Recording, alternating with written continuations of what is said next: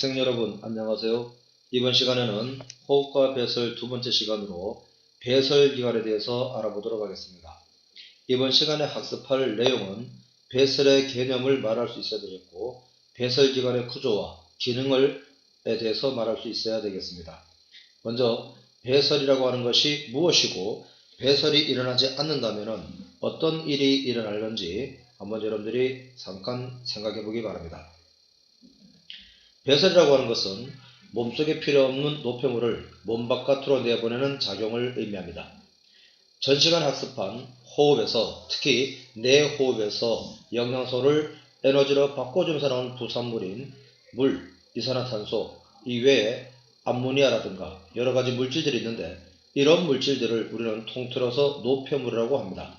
이런 노폐물을 몸 바깥으로 내보내는 작용을 배설이라고 얘기를 하고 그 기관을 배설기관이라고 할 수 있겠습니다. 만약에 우리 몸에서 배설이 일어나지 않는다면 어떤 일이 일어날까요?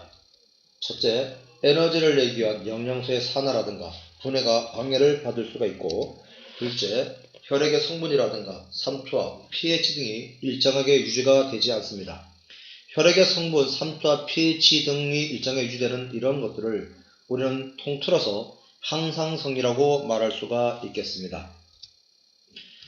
참고로 전 시간에 우리가 학습한 영양소의 분해, 즉 소화를 살펴볼 것 같으면 탄수화물 같은 경우에는 최종적으로 포도당으로 분해가 되면서 물과 이산화탄소를 배출하고, 지방은 지방산과 모노글리세리드로 분해되면서 물과 이산화탄소를 배출하고, 단백질은 아미노산으로 분해되면서 물과 이산화탄소와 여기에 질소를 포함하고 있는 암모니아를 만들어내게 되겠습니다.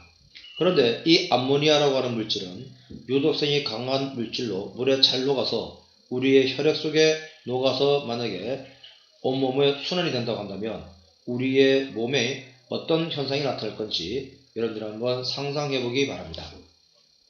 그럼 배설기관의 구조와 기능에 대해서 알아보도록 하겠습니다.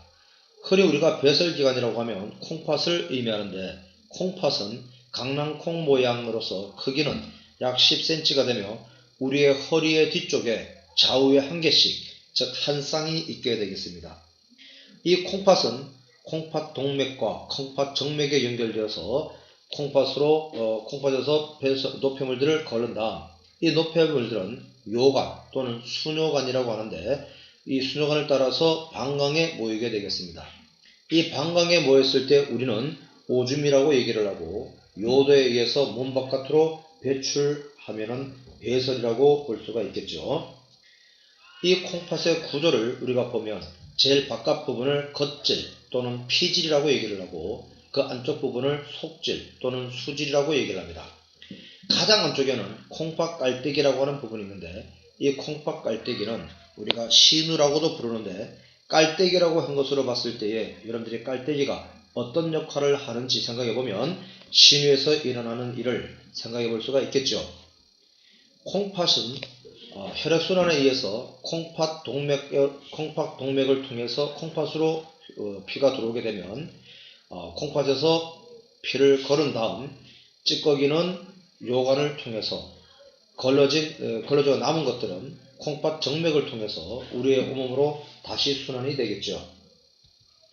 자, 이 콩팥을 우리가 좀 더 자세하게 살펴볼 것 같으면 그림에서 우리가 살펴볼 수 있겠습니다. 먼저 우리 콩팥의 피질, 바깥이 피질, 안쪽이 수질, 가장 안쪽이 신우라고 얘기했는데 이 신장의 단면을 잘라서 보게 되면 그림과 같습니다. 여기에서 우리는 이 사구체라는 부분과 보호막 주머니라는 부분이 있는데 이 보호막 주머니는 사구체를 둘러싸고 있는 주머니가 되겠습니다. 그래서 이 사구체는 모세혈관 덩어리라고 보면 되겠는데, 모세혈관들이 마치 공처럼 뭉쳐져 있는 부분인데 이 부분에서 1차로 걸러진 노폐물들은 보호막 주머니로 들어가게 되겠습니다. 이 보호막 주머니와 사구체를 합쳐서 우리는 말피기 소체라고 부릅니다. 자, 1차로 걸러진 노폐물들이 보호막 주머니에 연결된 관을 따라서 쭉 따라가게 되면 이 관을 우리는 세뇨관이라고 부르게 되는데 이 세뇨관 주변에는 다시 많은 모세혈관으로 둘러싸여 있습니다. 이 세뇨관은 둘러싸여 있는 모세혈관 사이에서 재분비와 재흡수라는 과정을 거쳐서 다시 한번 걸러지고 남은 물질들을 흡수를 해서 콩팥 정맥을 통하여 우리의 온몸으로 순환이 되겠고, 걸러진 찌꺼기들은 세뇨관과 연결되어 있는 관을 따라서 신우에 들어가게 되겠고, 이 신우는 우리가 앞에서 콩팥 깔때기라고도 얘기를 했는데, 걸러진 노폐물들이 잠시 저장되는 저장소라고 보면 되겠습니다.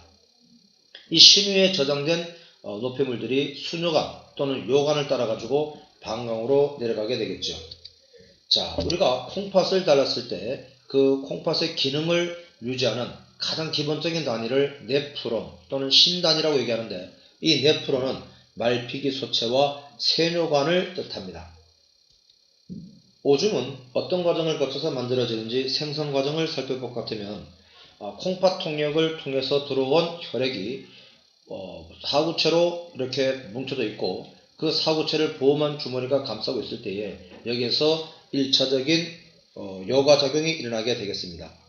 여과된 물질들은 보호막 주머니에서 세뇨관으로 연결되겠고, 세뇨관에서는 세뇨관을 둘러싸고 있는 모세혈관 사이에서 재분비와 재흡수가 일어나게 되겠는데, 포당이라든가 무경유라든가 우리 몸 필요한 물질들은 여기서 다시 한번 흡수를 하게 되겠고, 여기서 1차에서 덜 걸러진 물질들, 노폐물들은 다시 재분비를 해서 신으로, 즉 콩팥 깔때기로 보내지게 되겠습니다.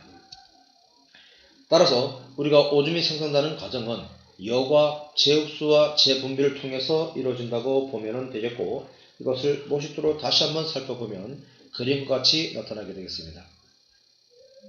오줌은 제일 처음에 사구체와 보호막 주머니에서 여과가 되고, 세뇨관과 모세혈관 사이에서 재흡수와 재분비가 된 다음에 마지막으로 걸러진 물질이 오줌이 되는데, 이때 재흡수, 재분비 과정에서 우리 몸에서 흡수를 해야 되는 물질들이 흡수가 되지 않고 콩팥 깔때기를 거쳐서 오줌으로 배출된다고 하면 우리 신장에, 즉 배설지관에 문제가 있다고 볼 수 있겠죠. 그래서 콩팥에는 많은 질환들이 있게 되겠습니다. 오줌은 성분을 봤을 때 약 95%가 물로 이루어져 있고, 나머지 5%가 요소, 요산, 크레아틴, 무경류 같은 물질로 이루어져 있으며, 성인은 하루에 약 1.5에서 2리터 정도의 오줌을 누게 되겠고, 이런 오줌이 생성돼서 배설되는 경로를 다시 한번 정리를 하게 되면 콩팥 동맥을 따라서 사구체, 보호막 주머니, 세뇨관, 신우, 수뇨관, 방광, 요도 해서 우리 몸 바깥으로 나가게 되겠습니다. 이때 세뇨관에서는 재흡수와 재분비가 일어난다고 얘기를 했죠. 참고로 우리의 혈액을 갖다가 콩팥에서 노폐물을 걸러줘야 되는데, 콩팥의 기능에 문제가 생기게 되면 걸러주는 작용이 제대로 일어나지 않게 되겠습니다. 이럴 때 우리는 인공적으로 혈액을 걸러야 되는데, 그래서 우리는 혈액 투석이라고 얘기를 합니다. 병원에 가면 인공신장실이라고 하는 것이 있는데, 거기에서 혈액을 투석하게 되겠는데, 간단하게 말을 하면 우리 몸의 피를 빼서 인공적으로 혈액 펌프를 통하여 혈액을 걸러서 우리가 흡수된 물질들은 다시 우리의 몸으로 보내지고 찌꺼기는 바깥으로 보내는 이런 과정이라고 보면 되겠습니다. 자, 이것으로 배설기간을 마치도록 하겠습니다.